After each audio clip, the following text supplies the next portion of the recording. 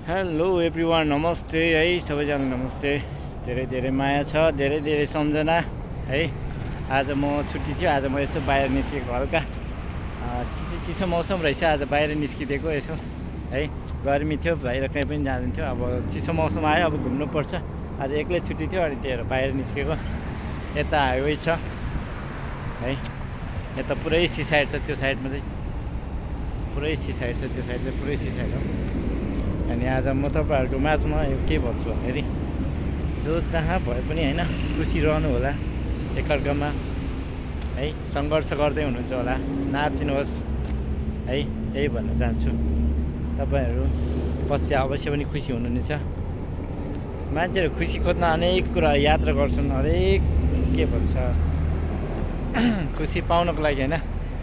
आखिरमा खुसी कहीँ पनि मिल्दैन। त्यो खुसी मिल्छ, तर मिल्छ पनि, तर केही पनि त्यो क्षणिकको लागि हो है। त्यो समयको लागि मात्रै हो। जहाँ खुसी चाहिँ आफ्नो हृदय चाहिँ जहाँ आनन्द हुन्छ, त्यो चाहिँ तपाईँभित्र मात्रै छ। तपाईँ खुसी हो भने तपाईँको हृदय आफूले आफूलाई सम्हाल्न सक्छ र आफूले आफूलाई बुझ्न सक्छ भने त्यो जस्तो खुसी कहीँ पनि मिल्नुहुने छैन तपाईँले है गाइस। त्यही भएर एनी आऊ खुसी रहौँ है साथीहरू, खुसी रहौँ सबैजनालाई।